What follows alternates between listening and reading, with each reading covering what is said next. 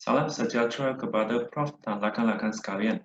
Nama saya Chan Ying Kang bersama ahli kumpulan saya yaitu Tan Sri Kim ingin bentang kertas konsep berkaitan pengurusan perubahan. Mari kita lihat tajuk. Tajuk yang kami pilih adalah penggunaan Zoom Club Meeting dalam latap guru dalam singkatan pendek yaitu Pecakrum. Mari kita lihat sinopsis. Tujuan kertas konsep ini adalah menjelaskan melalui penggunaan Zoom Club Meeting, guru akan dapat mengikuti latap secara atas talian tanpa perlu menghadiri mesyuarat secara bersemuka.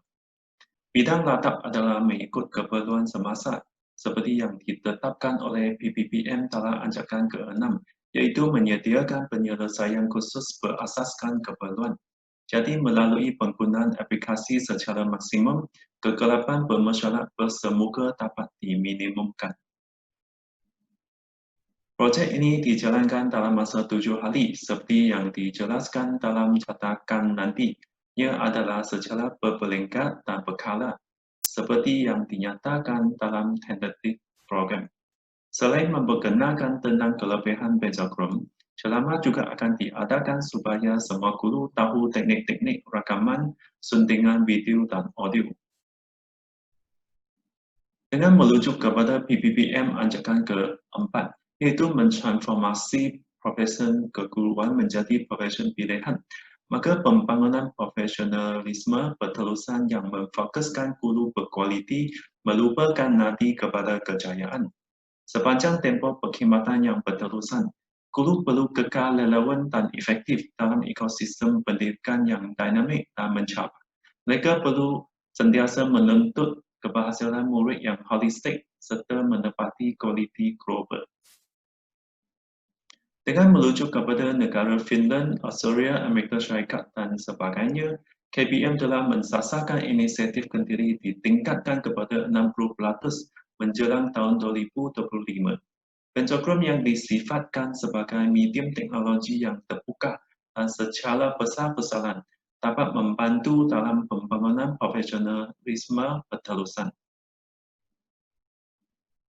Semua guru wajib hadir khusus atau panggil sekurang-kurangnya 7 hari dalam setahun menyebabkan beban mereka semakin bertambah dan mencabar. Beban guru dipenuhi dengan tugas pergelanian, fasilitator, motivator, perancang, penasihat kokoh, dan lain-lain. Menurut Phillips, tanggungjawab guru di sekolah tidak harus dipinggirkan. Rashid juga menyatakan guru menghadapi kekurangan masa untuk menghadiri kursus secara bersemuka. Bagi mereka yang mengejar sukatan pelajaran, murid akan ketinggalan dalam kelas begitu saja. Menurut istilah Carton, kebanyakan ratap yang ditawarkan berbentuk generik, iaitu latihan yang sama berulang kali tanpa mengambil kira bidang guru dan dikatakan membazir masa. Johnson dan Diana pula berpendapat, pembelajaran dengan kaedah tradisional adalah terlalu mahal dan kurang berkesan. Menurut Vivian dan rakannya pula, penggunaan Pecakrum dalam pembangunan profesionalisme dapat memberi impak positif kepada guru. Maka kajian ini dijalankan untuk mengkaji tahap pelaksanaan Pecakrum terhadap keadaan sedia ada berbanding keadaan terubah secara berterusan. Dari segi visi, yaitu meneraju perubahan teknologi dalam merealisasikan hasrat guru supaya berilmu, berkemahiran dan keterampilan dalam profesi perguruan. Ia membawa maksud, guru perlu meningkatkan kualiti dalam pengajaran dan pembelajaran serta melibatkan diri secara aktif terhadap perubahan teknologi yang bersesuaian dengan keadaan semasa supaya menjadi teladan kepada rakan sebaya. Dari segi misi pula, yang pertama, mentransformasikan guru menjadi inovatif dan progresif sejajar dengan visi, membawa maksud, guru perlu kreatif dan inovatif dalam pengajaran dan pembelajaran seperti pengurusan bilik darjah mengikut perubahan semasa. Dan yang kedua, memanfaatkan profesi perguruan menjadi guru berkualiti dan berdaya saing, membawa maksud guru yang berpengalaman akan sentiasa menuntut keberhasilan murid dengan berfokus kepada objektif pengajaran dan pembelajaran yang ingin dicapai sepanjang tempoh perkhidmatannya. Mari kita lihat maklumat. Kompetensi guru akan meningkat jika berpengetahuan dan berkemahiran dalam jawatan yang disandangnya. Seterusnya kita lihat, objektif kajian ini adalah untuk mengkaji tahap pelaksanaan pejogram dalam pembangunan profesionalisme guru secara berterusan, berasaskan keadaan sedia ada berbanding dengan keadaan terubah. Seterusnya kita lihat jadual perbandingan keadaan sedia ada dengan keadaan baru atau terubah. Dari segi sebelum pejogram, pembelajaran tradisional yaitu pengajaran fasilitator kepada guru sahaja. Dari segi isi kandungan pula adalah statik, kerana latihan yang berulang kali dan sama dibekalkan. Bilangan peserta terhad dan kaedah penyampaian maklumat yang kurang berkesan. Manakala selepas pejogram, pembelajaran iaitu kaedah pembelajaran boleh dipilih oleh guru melalui forum, kaedah latih tupi serta multimedia yang bersesuaian. Isi kandungannya beranimasi. Bilangan peserta secara maksimum mengikut pilihan serta tidak perlu melibatkan banyak protokol. Seterusnya kita lihat dari segi kos.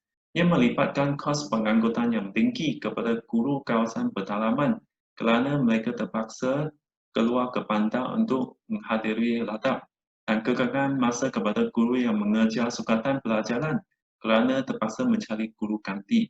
Manakala selepas pejogram, ia menjimatkan kos pengangkutan kerana ruangan pembelajaran di atas talian yang kondusif dan peruntukan masa yang fleksibel dan tidak mempengaruhi masa MMI di sekolah. Jadi saya bentang setakat sini. Sekian, terima kasih. Salam sejahtera, Profesor dan rakan-rakan. Seterusnya, saya akan membentangkan mengenai teori dan modul perubahan yang diaplikasikan untuk projek ini.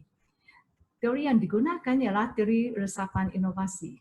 Teori ini dipelopori oleh Average and Roger. Terdapat 4 elemen utama dalam teori resapan. Satu, inovasi. Ia harus perlu diambil kira dalam memperkenalkan sesuatu yang baru.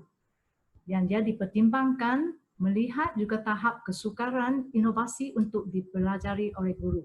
Kedua, saluran komunikasi yang merujuk kepada bagaimana inovasi diperolehi oleh guru dan disampaikan kepada guru-guru lain. Sesetengah guru menilai sesuatu inovasi melalui penilaian subjektif rakan-rakan terdekat yang telah menerima inovasi tersebut. Ketiga, masa yang melibatkan resapan berlaku melalui 3 cara. Inovasi keputusan merupakan proses mental individu sama ada menerima atau menolak inovasi. Guru akan berpindah kepada kesedaran terhadap inovasi. Akhir sekali, kadar penerimaan inovasi bagi guru dalam satu sistem sosial. Keempat, sistem sosial. Ini ialah merupakan elemen terakhir yang merujuk kepada satu set unit yang saling berhubungan secara rapat dan secara bersama menyelesaikan masalah untuk mencapai maklumat bersama. Kesimpulannya, kefahaman terhadap teori ini akan mampu menjana inovasi dalam organisasi dengan peluang meminimumkan konflik kesan daripada inovasi. Paling penting, kaedah saluran komunikasi dan masa serta sikap guru dalam sistem sosial. Seterusnya,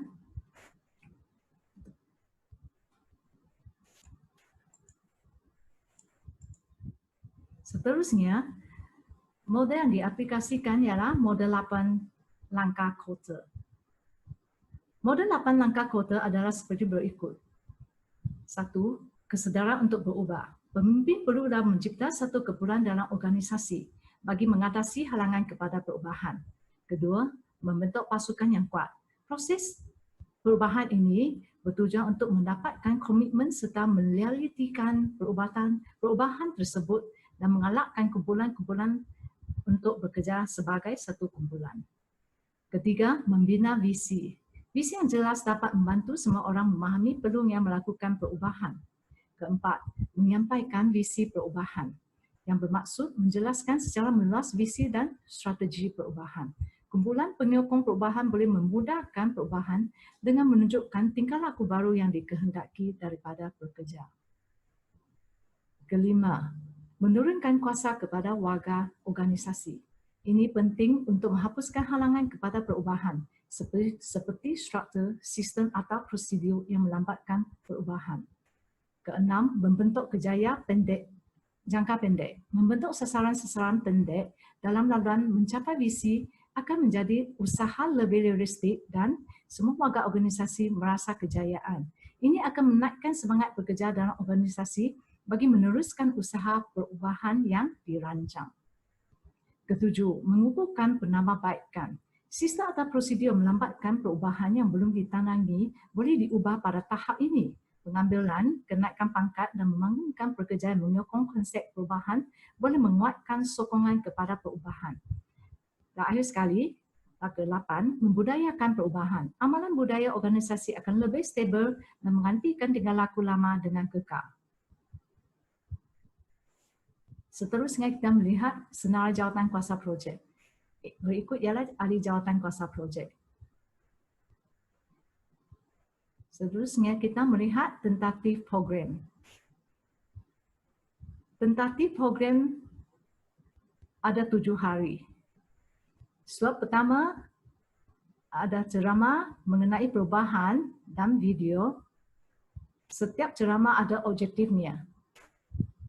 Slot pertama, tajuk ya, perlukah perubahan dan organisasi. Objektif, memberi gambaran jelas dan impak kepada guru mengenai perubahan yang perlu dalam sesuatu organisasi.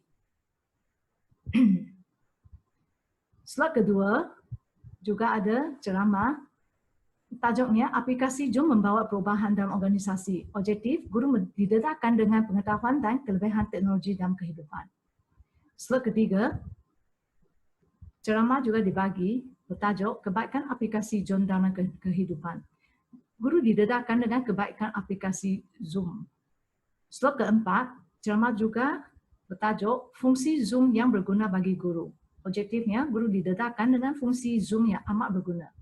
Slot kelima, yang bertajuk sikap yang menerima perubahan. Objektifnya, guru dapat berubah sikap dan menerima perubahan yang bakal berlaku.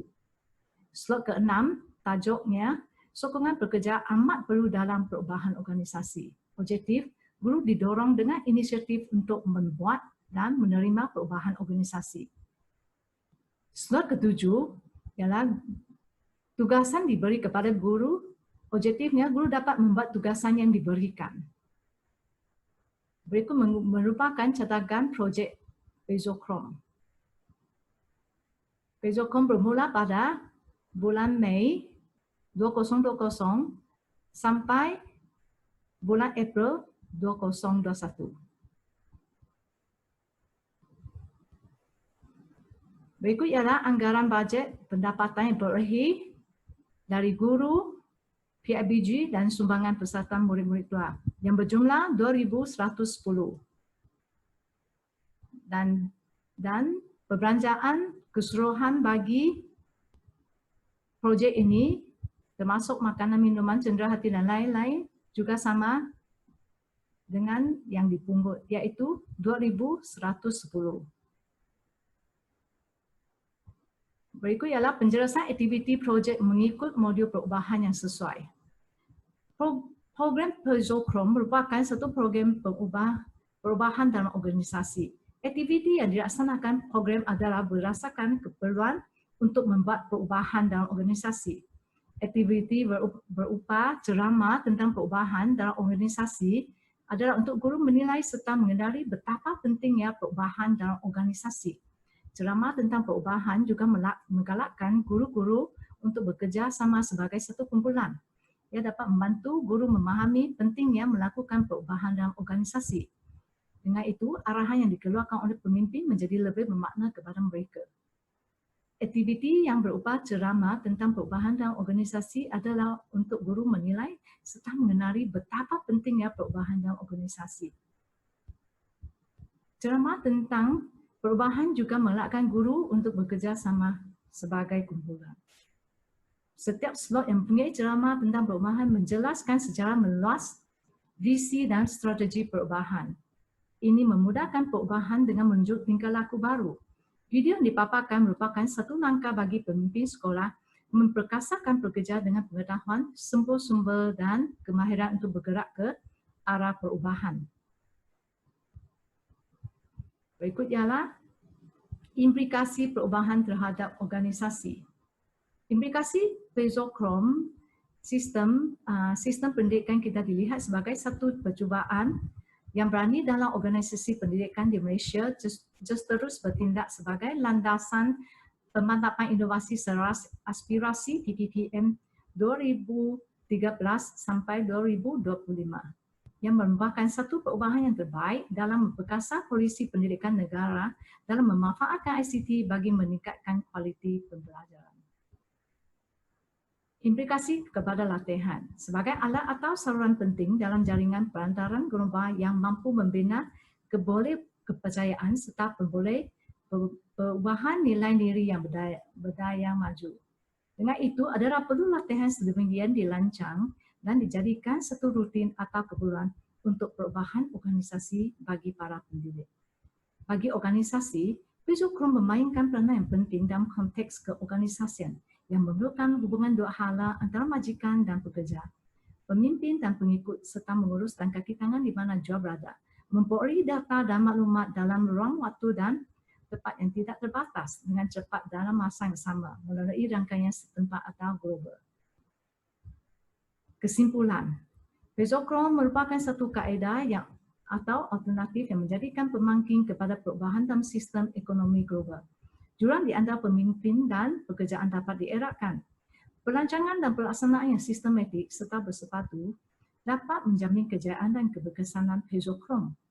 Pemantauan dan penilaian secara berterusan bagi mencapai maklumat yang dihasratkan.